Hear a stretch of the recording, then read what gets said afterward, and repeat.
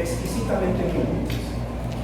El sistema nervioso probablemente, o no probablemente, incluso con seguridad absoluta, cabría ser considerado como un sistema que en forma de multisinapsis o multisinápticamente hablando, para que funcione el elemento que le sigue en la cadena, tiene que está detrás de esa misma cadena funcionar adecuadamente. Porque da la casualidad de que es un sistema que funciona por partes y cada parte forma parte de un gran todo. Si el todo se dañan una, dos, tres o más partes.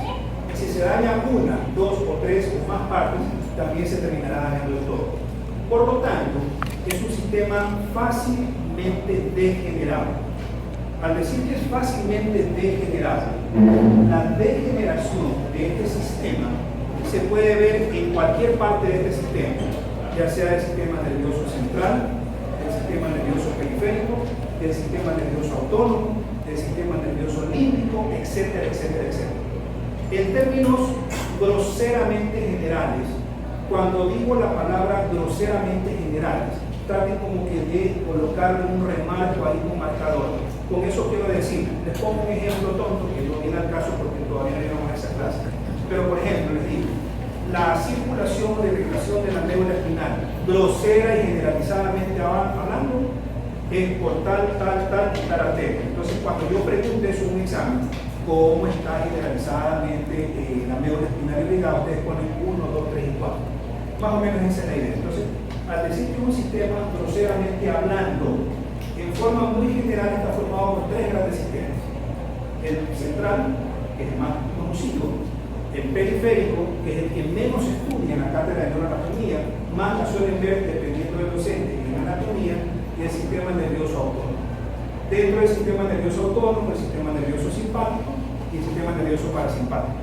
Existen otro tipo de sistemas, el sistema del sueño, el sistema del ciclo, del ritmo circadiano, el sistema hormonodependiente del sistema nervioso que funciona siempre concatenadamente en comunicación directa con el hipotálamo y ciertas áreas en regiones temporomesiales, me refiero a la corteza temporal.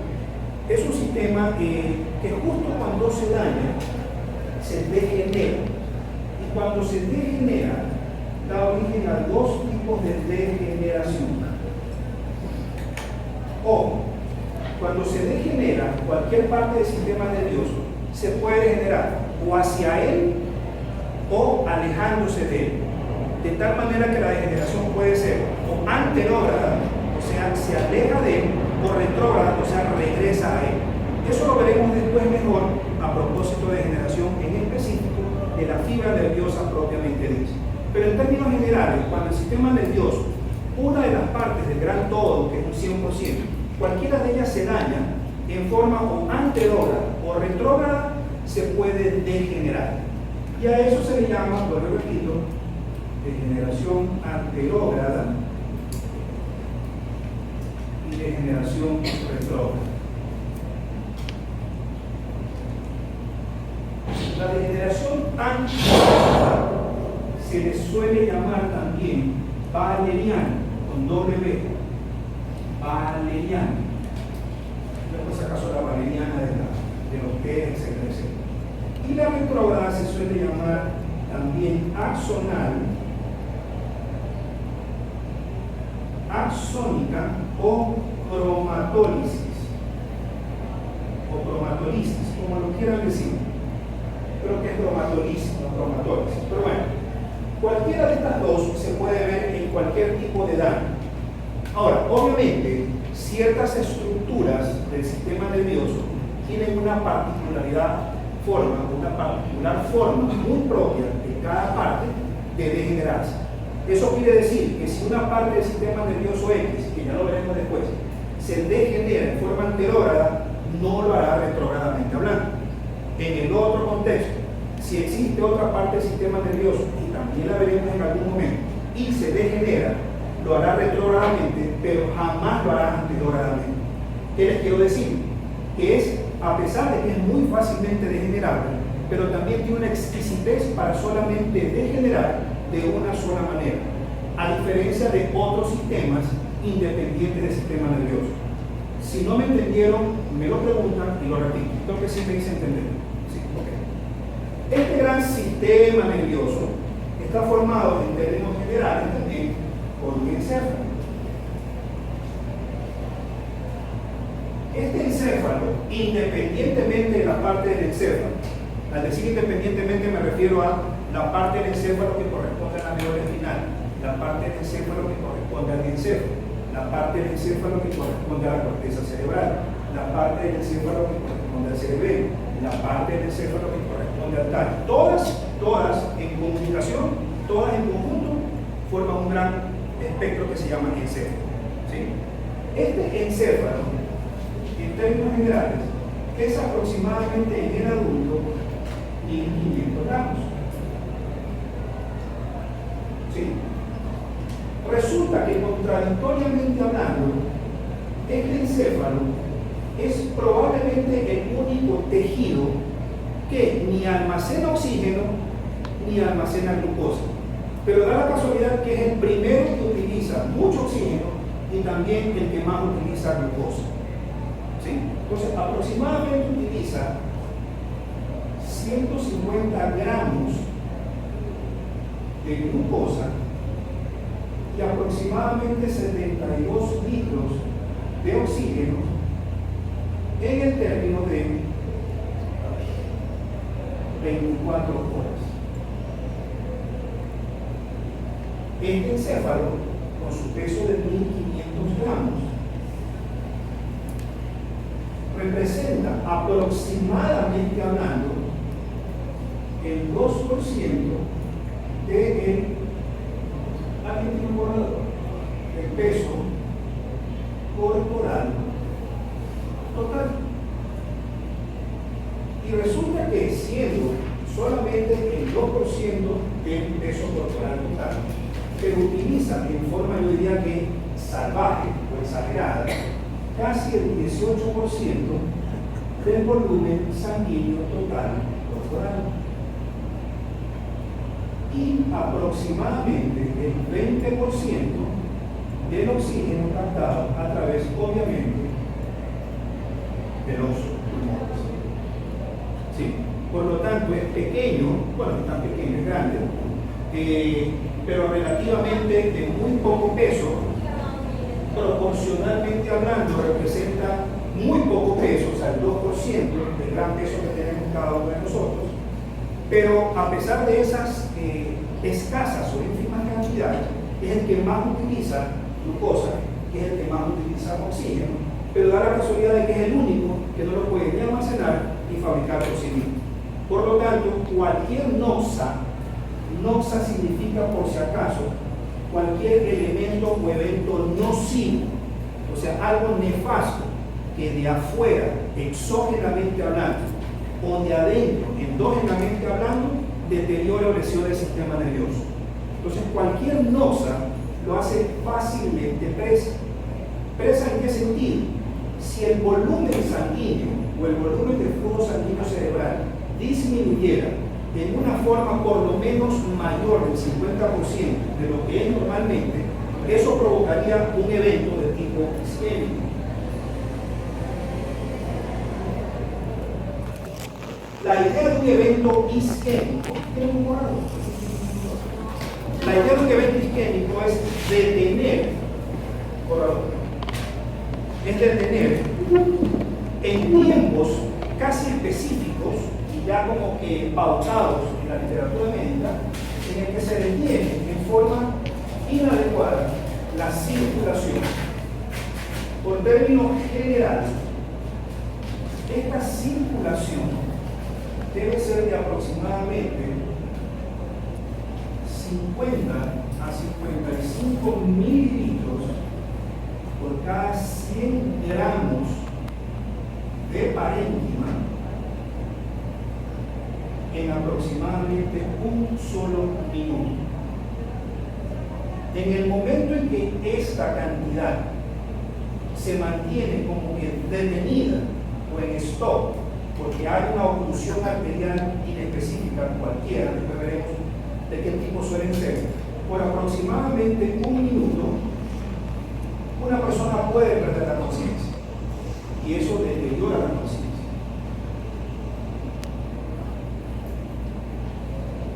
Cuando algo deteriora la conciencia, este deterioro suele afectar un sistema al que yo le suelo dar mucha bola, al que yo le suelo dar como que mucha importancia y relevancia, porque es lo que nos mantiene despiertos, en vigilia.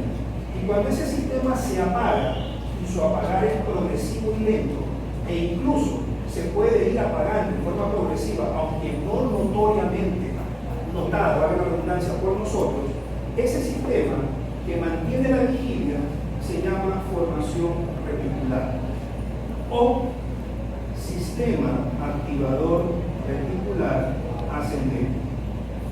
En el momento en que algo detiene la circulación cerebral, que es de 50 a 55 mililitros por cada 100 gramos de parénquima cerebral por minuto, por más o menos más de un minuto, una persona puede sufrir un ligero, no se dice detenimiento, detención se dice, ¿no? Bueno, se detiene o comienza a declinar la forma como funciona o cómo mantiene la vigilia ese sistema activador reticular ascendente. Pero si esa misma cantidad de un minuto sobrepasa encima de los 5 minutos, ya hay daño cerebral prácticamente irreversible. Y a eso me refiero con la degeneración, que tanto en el sistema nervioso central como en el periférico, de todas las que hay, por lo menos las que más ustedes van a evidenciar clínicamente hablando, e incluso por imágenes, va a ser la degeneración que les dije hace un rato, anterógrada, o también llamada valeriana, y la degeneración retrógrada, axonal, axónica, cromatólisis o cromatolisis. Este sistema nervioso utiliza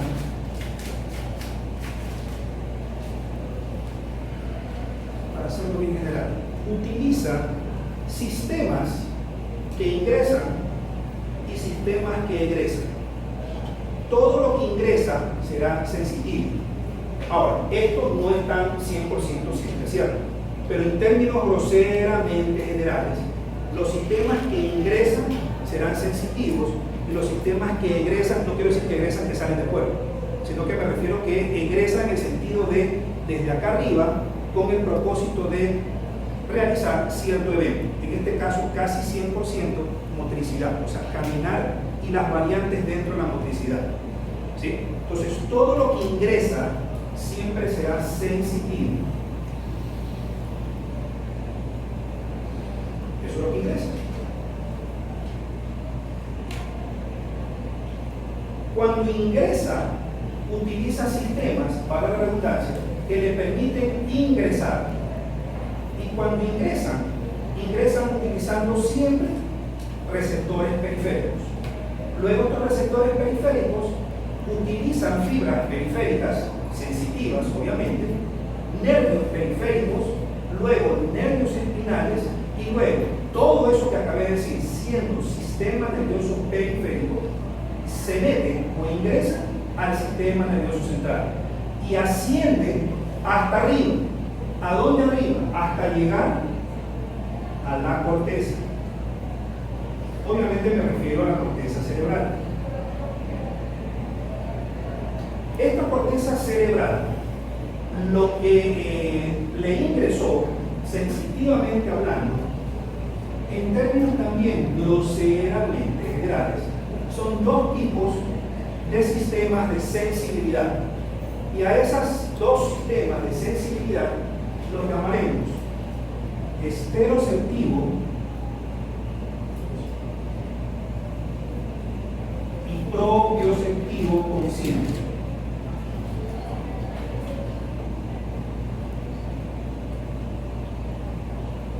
Todo lo que es esteroceptivo me estoy refiriendo prácticamente en forma absoluta a todo lo que es dolor y todo lo que es temperatura. Y en particular el sistema de dolor es un sistema de tipo nociceptivo. Nociceptivo viene, por si acaso, de nocicepción, que significa dolor. ¿Sí vamos bien? ¿Sí? Ok. A su vez, este dolor también tiene dos subdivisiones más. Tiene 500 divisiones más, pero por lo menos en forma groseramente generalizada va a tener en este momento dos formas de división. Un dolor que es antiguo, no me refiero a antiguo de edad, sino antiguo filogenéticamente hablando, de adquisición embrionaria y fetal, e incluso neonatal y postnatal, un poco más tempranamente en el desarrollo. Y un dolor que no es tan antiguo, sino un dolor más bien nuevo, que es un dolor filogenéticamente mucho más nuevo en adquisición embrionaria, fetal, neonatal y obviamente postnatal. Por lo tanto, en términos generales, groseramente hablando, habría la recepción, estereoceptivamente hablando, de temperatura y de dolor. Y dentro del dolor, un dolor muy antiguo y un dolor mucho más nuevo. El dolor antiguo es un dolor pésimamente mal localizable. Es un dolor mucho más difícil de definir cómo es el dolor, de dónde sale el dolor y qué parte me duele exactamente. Repito, porque soy muy temático en eso. El dolor, mientras más difuso es, mientras más difícil de calificar es, mientras más difícil de localizar y focalizar es más antiguo. Al ser más antiguo, es un dolor que, aunque no lo crean, se puede manejar mucho mejor a través de medicaciones. En cambio, en el espectro contrario, el dolor, cuando es más nuevo, filogenéticamente hablando, es mucho más difícil en ciertas ocasiones de tratar, pero es un dolor que es más localizable. Ahí me duele. Es un dolor no tan difuso y es muy bien explicable. O sea, ustedes lo pueden describir. No es lo mismo decir, me duele el abdomen porque estoy menstruando, me duele la pelvis baja porque me pegaron en los testículos, me duele el abdomen por un trauma, por herida de bala y obviamente hizo una lesión de visera hueca, me duele una fractura, se lesionó periósteo, bla bla bla, me duele la zona cardíaca, la pericarditis, me duele una gran quemada en todo el hemisferio izquierdo. Obviamente sabemos que estamos quemados, sentimos el dolor que es generalmente de tipo ardoroso porque arde, es de tipo quemante, quemantés, fulgurante porque es calor, pero nadie puede decir es que me duele más aquícito, menos acá y casi nada acá. Es todo, es muy difuso. En cambio, si yo vengo y lo hinco a alguien, ese dolor es, ¡ay! Me hincaste ahí, ¡ay! Me hincaste acá. Es un dolor más localizado. Entonces, el antiguo, el difuso, más antiguo, filogénicamente hablando, y el otro es más localizable, filogénicamente hablando, y por eso es un dolor de tipo nuevo. En el espectro contrario, la temperatura puede ser muy amplia. Puede ser desde el iceberg de la película Titanic, clavado en la nalga, solo si soy muy histriónicamente expresivo, suelo ser peor.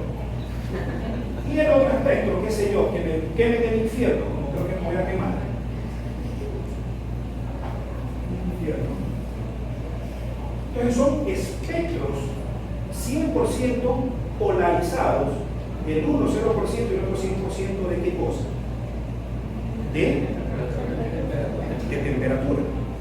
Eso, mientras más se abre el espectro de temperatura, que también puede provocar dolor, porque obviamente es temperatura, no es tan hincando, pero si alguien me hace un fósforo y me lo pone en la córnea del ojo izquierdo, obviamente voy a sentir dolor, pero también es temperatura. se combinan las dos cosas, por lo tanto los dos sistemas son estereosectivamente hablando. ¿Sí me van a entender? Ahora, estas temperaturas pueden ser muy polarizadas, 0% extremo frío en la luna y 100% extremo calor en el infierno, ¿sí? Pero mientras más se abre en forma polarizada el espectro de la temperatura, también la temperatura será más antigua. ¿Sí me van a entender? En cambio, mientras más se acerca el espectro de polaridad o de polarización de la temperatura entre lo frío y lo caliente, más nuevo será. No sé si me hice entender. Esto lo veremos a propósito de cuando veamos específicamente dolor epicrítico y dolor protopático. El epicrítico es obviamente el que nosotros podemos definir dónde está localizado. En cambio, el protopático es el más antiguo. Déjenme. Hola. Sí, dígame.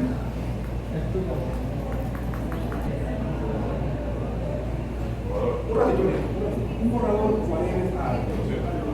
¿Qué cosa?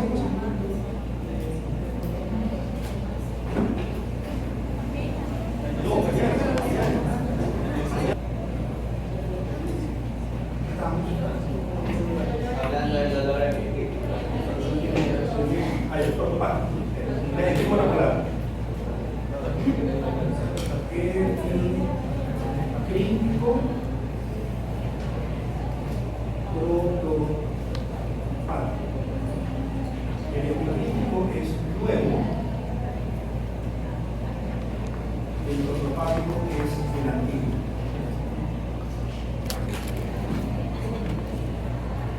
¿Qué más le digan de eso? Estamos hablando del dolor. De la temperatura que Ya. Entonces, todos estos dos sistemas, este sistema que es de estereosección absoluta, es el primero de esos dos sistemas, o por lo menos de los dos grandes generales sistemas, que ingresando redundantemente hablando en forma sensitiva y redundantemente hablando en forma ascendente, porque ascienden hacia arriba para la redundancia, con el propósito de llegar a la gran corteza cerebral, que es la que decide qué diablos estoy sintiendo. Entonces, ese gran primer sistema es un sistema de estereosección, y el otro gran sistema es el de propiosección consciente. Este es más espúreo quiero decir, más fácilmente localizable. No es dolor, pero sí es sensibilidad. Pero es una sensibilidad. Pero es una sensibilidad mucho más discriminativa, aunque no necesariamente tenga que ver con dolor, pero es mucho más discriminativa, pero sigue siendo parte de la sensibilidad, sino que es más discriminativa en muchos sentidos. Incluso esa discriminación a veces en forma paradójica se puede combinar. Por ejemplo, si yo vengo y la aprieto a ella así, pero no duro, sino normal, pero no duro, y hago esto y comienzo a dejar de apretar acá menos y acá más, le pido a ella que me discrimine lo que estoy haciendo. Le pido que cierre los ojos incluso, y ella me dice, me está apretando la cabeza, pero sin provocar dolor. Si me van entendiendo, perdón, si no me entienden, me repito. Aprieto más con el índice y me dice, sí, estoy sintiendo que me está hincando más en relación proporcional a lo que estaba apretando su cráneo. Vamos bien. Eso es discriminar. Les pongo otro ejemplo. Le digo a ella que cierre los ojos, cojo su muñeca, la aprieto duro, cojo la muñeca de acá y la aprieto suave. Antes de que le dijera que lo cierre, ella ya solamente con sentir lo que hice, sabe qué estoy haciendo, cómo lo estoy haciendo, dónde lo estoy haciendo y hasta qué grado lo estoy haciendo. ¿Sí me hago entender? Pero está discriminando en ese momento qué cosa, tacto. A ese tacto es la propiocepción consciente. Pero está discriminando. O dentro de la propiocepción consciente, aparte de la discriminación, existen otras variables, lo veremos después. Existen 6 o 7 formas más de propiocepción consciente, pero la más común o la más evidente en el día a día es básicamente la discriminación y la vibración. Esta discriminación y la vibración les permite a ustedes, a través de ciertos receptores, que ya veremos en el transcurso de las clases siguientes, les permite a ustedes en particular, por la extrema cantidad, la gran numerosidad de estos receptores, en particular en las plantas de los pies, entre los dedos, en los tobillos, básicamente en las plantas, tienen plantado, para la redundancia, cualquier cantidad de receptores que les permiten a ustedes discriminar lo que está pasando, sin que sea para ustedes consciente en el medio externo que los rodea. Y también, además de que lo discriminan, también sienten la vibración. Ustedes van caminando en la calle, probablemente van con el celular, probablemente ustedes están viendo lo que pasa con el celular, pero si se plantan un rato, ustedes pueden sentir solamente con las plantas de los pies que un carro se acerca a 100 metros. Obviamente en el diario vivir ustedes no están fulano de tal haciendo un carro que venga a 100 metros, 80, 60, ¿ya? Porque es relativamente, ¿me fue la palabra? No es, bueno, no lo están analizando siempre, a no ser que se instalen a hacerlo. Pero eso está. Pero si vuelvo y le aprieto a ella y durísimo, le clavo las uñas que no tengo, la muerdo, ya deja de ser qué cosa, tacto, empieza a ser dolor. En ese momento, en forma casi mágica, no mágico, pero digo para que suene interesante, la sensibilidad no es que cambie, sino que utilizó el mismo evento, mi mano, pero dependiendo de cómo yo la usé, para utilizar X o Y sistema ascendente. No sé si me dice entender. ¿Sí? Si yo cojo con una aguja y hago esto, es tacto suave. Pero si la misma aguja, ¡pim!, le provoqué dolor, pero empezó siendo ¿qué cosa? Tacto suave. Entonces estoy utilizando un mismo elemento dentro de un mismo evento, pero secuencialmente puedo cambiar el sitio del evento, hacia dónde llega, pero siempre va a ser el mismo origen. Creo que sí me siento bien. Sí, ok. En cambio, los sistemas que egresan, después de que la corteza analizó, obviamente la corteza no solamente recibe o solamente recepción de sensibilidad, también sirve para muchas cosas, para intercomunicar muchas áreas, pero existe otro gran sistema, que es el sistema motor. Y este sistema motor también, obviamente, sale de la corteza. Pero ya este no ingresa, este egresa. Si el de acá ingresaba ascendiendo, el de acá egresa descendiendo. ¿Sí? Por lo tanto, eso hace que exista groseramente en términos generales dos tipos de sistemas: el sistema sensitivo y el sistema motor. Hay 100 sistemas más, pero me refiero de forma groseramente hablando como clase de introducción. Este sistema sensitivo, a su vez, estará proporcionado por los mismos dos sistemas que les dije allá: el de dolor y temperatura, que es el de estereocepción, y el de propiocepción consciente.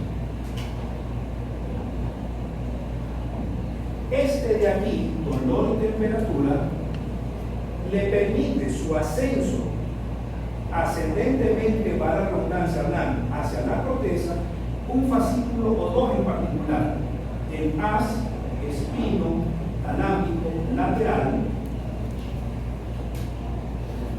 y el haz espino talámico anterior. Entre comillas, no es tan heteroceptivo, por lo menos en su inicio, y termina siendo propioceptivo consciente al final, pero esa discriminación la veremos después.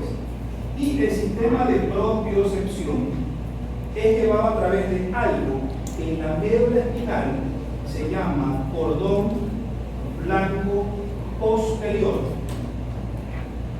o con los epónimos de toda la vida. Epónimo significa significa el nombre del fulano que lo investigó, le paró bola, lo describió y lo terminó escribiendo en un papel. Ese cordón blanco posterior, a través de dos fascículos, el fascículo de Gol con medial, porque está hacia adentro, y el fascículo de Burdach con lateral, porque está hacia afuera.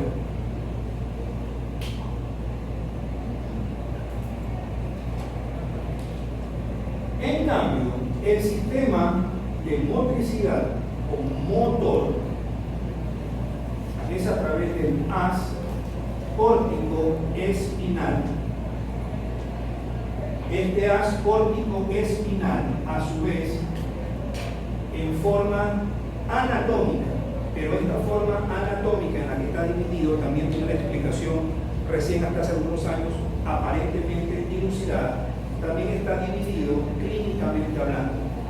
O sea, al decir clínicamente hablando, quiero decir que cuando se lesiona uno de los tres, clínicamente produce una cosa diferente o no tan igual a si se lesionara el 2 o el 3, o los tres juntos, o los tres juntos, dos o solamente uno. ¿Sí? Pero en términos generales, ese sistema de motricidad que es eferente, que es descendente y que siempre va a ser un motor, se llama sistema de haces córtico-espinales. Esos haces córtico-espinales a su vez son tres. Tenemos el haz córtico-espinal lateral, el haz córtico-espinal anterolateral y el haz córtico-espinal anterior. O sea, repito, como sistemas, un sistema aferente porque entra, porque ingresa, porque es sensitivo y porque asciende. Dos, a su vez, sistemas que forman parte de ese sistema sensitivo ascendente. El que lleva la esterocepción y el que lleva la propiocepción hacia arriba, hacia la corteza. El de esterocepción, de dolor y temperatura. Después vemos lo de dolor exquisito, dolor fulgurante, dolor ardoroso, dolor quemante, dolor difuso, dolor antiguo. Después lo vemos bastante bien. Independientemente de ese tipo de dolor y temperatura, van o suben a través de dos fascículos, pero en particular en el primero, que se llama haz espinotalámico lateral, y el otro que no es tan de esterocepción, pero la forma como se fabrica o él se origina, se lo incluye también en el sistema de esterocepción, que es el haz espinotalámico anterior. Este haz espinotalámico anterior, sin querer queriendo, a pesar de que la forma como se origina es muy parecido al que está arriba, al espinotalámico lateral, pero termina funcionando en propiocepción. Por lo tanto, tiene, como quien dice, una dual manera de comportarse. El que lo origina o como se origina es parecido a como si fuera un sistema de dolor, y asciende como los sistemas de dolor, y cruza como los sistemas de dolor, y llega al mismo sitio los sistemas de dolor, bla, bla, bla, pero se termina comportando como la otra parte de los sistemas, o sea, como propiocepción consciente. Esta gran diferencia explica incluso por qué las lesiones desde aquí o las lesiones desde acá, cuando son muy focalizables o muy pequeñas, nos permite definir en qué parte de la médula está la lesión. Existen patologías que o lesionan este y este de aquí, el cordón blanco posterior, lleva aproximadamente entre un 90 a 98% de la propiocepción corporal consciente, del 90 al 98%, ¿sí? Asciende como propiocepción consciente. En cambio, este haz espinotalámico anterior, que vuelvo y repito, nace o se origina igual que como se originó de arriba, el espinotalámico lateral, pero termina funcionando como propiocepción consciente. O sea, se origina como espinotalámico, pero funciona como propiocepción consciente. ¿Sí se dan cuenta de lo que les digo? Okay. Él, en cambio, recaba o reúne entre un 2 a un 10% de la propiocepción corporal consciente. ¿Qué sacan a colación de él? Que si algo lesiona, Les pongo un ejemplo, la sífilis. Les pongo un ejemplo, la hipovitaminosis por vitamina B12. Les pongo un ejemplo, el virus HTLV1, el VIH o SIDA. Les pongo otro ejemplo, la degeneración subaguda de la médula espinal, y otras patologías que probablemente no las hayan ni leído ni escuchado. Cualquiera de esas lesiona el cordón blanco posterior.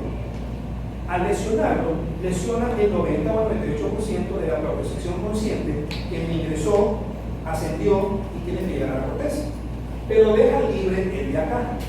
Obviamente, la cantidad de este es tan miserable que no compensa lo extraordinariamente porcentualmente hablando, que representa el cordón blanco posterior. En el lado contrario, si algo lesionara el espino talámico anterior, pero dejando normal el cordón blanco posterior, ¿sucedería o no sucedería algo? No sucede nada, porque sencillamente es probablemente entre el 2 al 10%, pero el 90-98% restante se lo lleva por el cordón blanco posterior. Entonces, para fines prácticos, las lesiones de este son súper trascendentes, pero las de acá ni bola. Estas de acá, que digo ni bola, terminan siendo evidentemente clínicas cuando también se lesiona el que también está a un lado de él, que es el espino talámico lateral. No sé si me hice entender. 1 y 2. Este de aquí, el espino talámico anterior, tiene también funciones muy específicas dentro de la propiocepción consciente. A propósito de mecanismos de dolor cuando se arranca un cabello y cierta forma de dolor tisular o en la piel. Eso lo veremos después cuando veamos cordón blanco posterior. Y repito, la otra contraparte, que es el sistema de fibras descendentes, es eferente o efector, porque desciende, porque sale, porque ingresa, porque desciende, porque baja. Eso se llama, en términos generales, también hay otros sistemas que descienden, pero en términos generales, el haz córtico espinal. Este a su vez, anatómico y clínicamente hablando, se subdivide en 3. El espino talámico lateral, que es el más importante de todos, pero es el menos exquisito clínicamente hablando. El córtico espinal anterolateral, cuya lesión es bastante llamativa, produce algo que se llama lesiones o imitación del hemicuerpo en espejo. O sea, levantan una mano o alguien levanta una mano, o un paciente ve que alguien levanta la mano y la levanta sin querer. Cosita bastante rara que la veremos después. Y el haz córtico espinal anterior, que también, aunque pequeño en porcentaje, pero sus lesiones clínicamente son muy llamativas. ¿Alguna pregunta hasta ahorita? No. ¿Puedo seguir? Sí. Okay. Como esto es un todo, es un vasto todo, este vasto todo obligó en el pasado, digo en el pasado, me refiero a años atrás, no me refiero a 1600, 1700, sino en el pasado siglo XX, a empezar a estudiar. Y los estudiosos de aquella época se comenzaron a dar cuenta que las personas, además de tener lesiones circunscritas a estas áreas que acabamos de ver, también había lesiones que comprometían la indemnidad de las habilidades para pensar, para razonar, para hablar, para entender lo que les pregunto, para entender lo que les pregunto y repetirlo si les pido que me lo repitan, para comprender lo que les pido que lean y luego que les digo que dejen de leerlo, que lo repitan. O sea, si se dan cuenta, el solo hecho de leer algo no es solamente cojo y lo leo, es ver la palabra, más que ver la palabra, ver cada letra, más que ver cada letra, unir cada letra y formar qué cosa, vocablos. Luego cada vocablo unirlo al siguiente y formar qué cosa, una palabra. A esa palabra darle qué cosa, un etiquetado. A ese etiquetado darle qué cosa, identificarlo. Luego identificar lo que hace, le dan un significado y luego ese significado lo razonan, y luego que lo razonan lo pueden o enunciar hablándolo o sencillamente pensarlo y razonarlo. Todo eso trasciende en la corteza cerebral, ¿sí? Entonces la corteza, de cierta forma, está compartamentalizada. Entonces métanse esa palabra, me encanta esa palabra, El solo hecho de ver lo que veo, lo analizo, lo recuerdo, lo uno, lo vocalizo, lo hablo, lo enuncio, lo articulo, lo oigo, lo repito, lo escribo, y lo que escribo lo leo, y lo que leo después lo repito. Miren las tracaladas de cuestiones que se cruzan. Eso es porque la corteza cerebral se compartamentaliza, y a eso se le llama compartamentalización.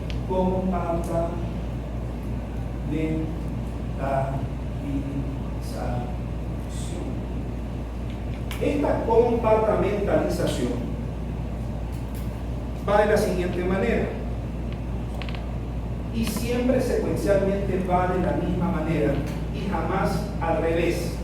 Nunca, en el sentido nunca, que si cualquiera de estas áreas que se unen entre sí a forma o en forma de compartimientos, imaginémonos que son 4 o 5 cajitas, para que me entiendan. Una cajita, 2 cajitas, 3 cajitas, 4 cajitas y 5 cajitas. No son cajitas, pero para que me entiendan. Entonces, si a la cajita número 1 se lesiona, se jodió el resto. Si a la cajita número 2 se lesiona, la de adelante o la anterior no se daña, pero sí el resto, y así sucesivamente. En este caso, la degeneración que les dije va hacia dónde? Hacia adelante, de proximal el daño hacia distal el daño. Si fuera de distal a proximal sería retrógrado. En este caso siempre va a ser anterógrado. Así funcionan otros sistemas y otros cambios funcionan de la forma retrógrada. Pero miren que, vuelvo repito, jamás se ve el mismo, los dos daños en un solo evento, o en una sola fibra, o en una sola estructura. O una estructura se da anterógrada, u otra estructura se llama retrógrada. Pero jamás se da el mismo evento, jamás se dan los dos eventos en una misma estructura o en una misma fibra. Sí creo que me hice entender bien con eso. Eso es lo que más quiero que se lo metan en la cabeza. Entonces, esta corteza, al estar compartamentalizada, permite que una primera corteza reciba o recepte la información, que puede ser sensitiva, pero también puede ser, ¿qué cosa? Sensorial. Puede ser auditiva, puede ser visual, ¿sí o no? Si yo veo algo, el hecho de que le diga al fulano que me está preguntando, ¿sí lo ves? Sí lo veo, pero ¿reconoce lo que está viendo? No, lo estoy viendo, pero no lo puedo enunciar, no lo puedo describir, no lo puedo definir, ¿sí? Si yo escucho algo, el hecho de escucharlo no significa que lo entienda, ¿sí? Incluso que lo entienda y que lo repita, si les pido que lo repita, ¿sí me van a entender? O sea, alguien viene y me pone música reggaetón, que la detesto, y me dice, escúchala. Claro que escucho. Puede describir el sonido, puede ser que no lo escuche realmente como un sonido melódico o amelódico, sino como un puro ruido. ¿Sí? Lo escucho, pero no puedo definirlo. Si no lo puedo definir, no lo puedo describir. Si no lo puedo describir en música, no lo puedo musicalizar. No lo puedo enunciar, no lo puedo fonetizar, y mucho menos describir a la persona que me lo pregunta. Entonces, eso hace que la corteza en compartimiento vaya de la mano 1, 2, 3, 4, bla, bla, bla, pero jamás al revés. ¿Cómo lo hace? Utiliza primero una corteza que se llamará primaria.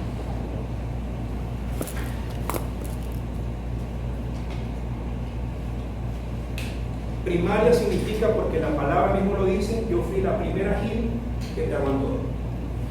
¿Sí?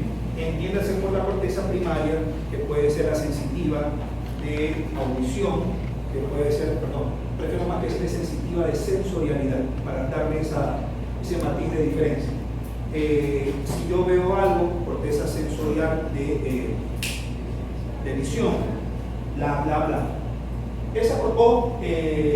Las sensaciones comunes y corrientes, la quemazón del sol, un puñete, la dispareunia, el dolor menstrual, un cólico, una fractura, trauma de víscera hueca, lo que ustedes quieran, dolor, temperatura, quema un fósforo, propiocepción consciente, le pasa un carro a alguien alrededor, cierra los ojos, sabe que está vibrando porque el carro está pasando, se nota las llantas que ruedan, bla, bla, bla. Entonces, toda esa corteza es corteza primaria, recepta primariamente todo. Luego, esa corteza primaria se la pasa a una corteza que se llama unimodal.